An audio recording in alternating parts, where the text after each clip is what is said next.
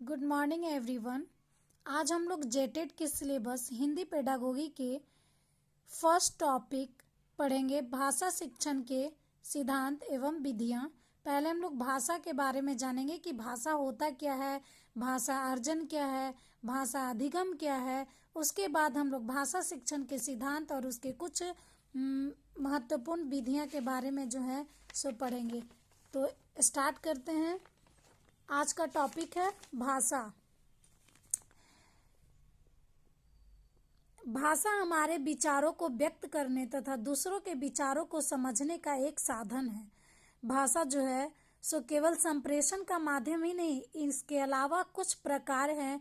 जैसे भाषा विचारों के आदान प्रदान के साधन के रूप में है। जैसे हम लोग अपनी बात को दूसरे तक पहुंचाते हैं, दूसरे की बातों को हम समझते हैं, तो उसको हम लोग भाषा कहते हैं। भाषा जो है सामाजिक जीवन को सार्थक करने के रूप में भी होता है कि हर एक समाज के क्या हम लोग अपने पर्यावरण में जहाँ भी रहते हैं तो हम लोग एक साथ बहुत सारे संस्कृति के लोग रहते हैं, तो हम लोग अपने समाज में भाषा के वजह से ही सामाजिक जीवन में को भी सार्थक बनाता है। भाषा हम लोग एक दूसरे से बात करते हैं। भाषा जो है सो ज्ञान प्राप्ति के साधन के रूप में है। भाषा साहित्य, कला, संस्कृति और सभ्यता को विकसित करने में भी सहायक रूप में होता है। भाषा का जो है लिपि जो है भाषा का लिखित रूप होता है। और एक और फैक्ट है कि भाषा और लिपि के बीच कोई निश्चित संबंध नहीं होता है, लेकिन भाषा किसी भी लिपि में लिखी जा सकती है।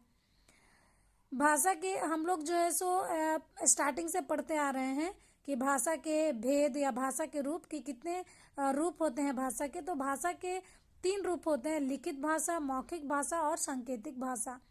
लिखित भाषा में हम लोग क्या करते हैं कि भाषा को लिख करके और अपने विचारों को आदान प्रदान करते हैं, लिख करके करते हैं।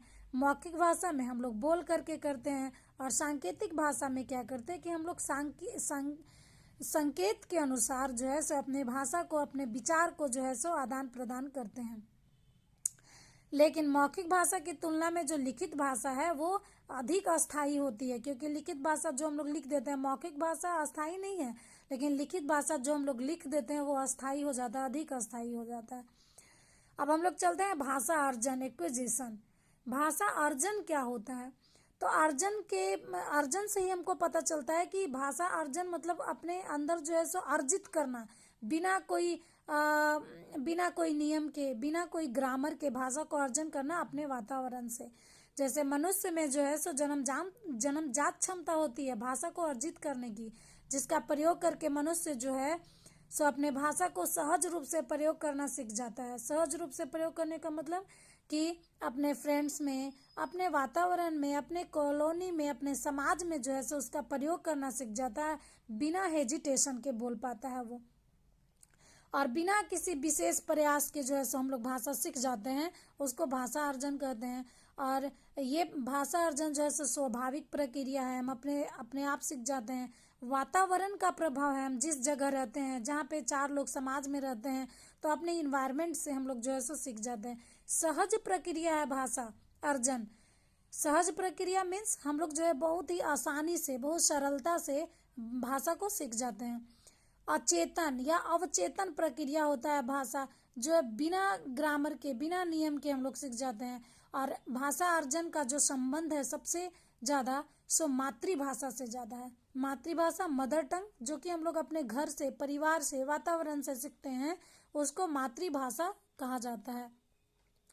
ये जो अनौपचारिक प्रक्रिया है, ये भाषा अर्जन जो है सो हम अपने माता से, अपने पिता से, जैसे मान लेते हैं कि आपका घर में कोई जो है सो गुजराती बोलने वाला है, तो वो बच्चा जो है सो गुजराती बोलना आता है उसको, उसके लिए उसको ग्रामर सीखने का जरूरत नहीं है, उसके लिए उनको नियम सीखने का कोई आवश्यकता नहीं है। बच्चा जो है अपने घर से, अपने दादा से, दादी से, माँ से, पिता से, सबसे जो है सो भाषा वो गुजराती बोलना सीख लेता है।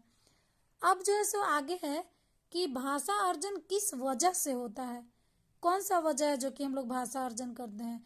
तो हमारे अंदर जो है सो एक आंतरिक क्षमता होती है कि हम भाषा को स्वाभाविक रूप से अर्जित कर लेते हैं अपने पर्यावरण से।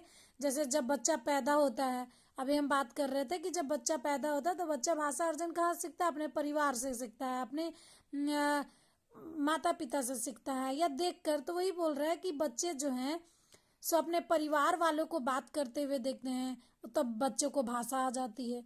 किंतु बच्चा ऐसा भाषा अर्जित करता है कभी कभी कि पर्यावरण से सुनकर और देखकर बोलकर ये सबसे भी भाषा सीख जाता है। अभी यहाँ पे हम लोग पढ़े थे कि मातृभाषा, मातृभाषा एक आया था कि मातृभाषा क्या है, और भाषा अर्जन का जो तात्पर्य है या भाषा अर्जन जो रिलेटेड है वो मातृभाषा से रिलेटेड है।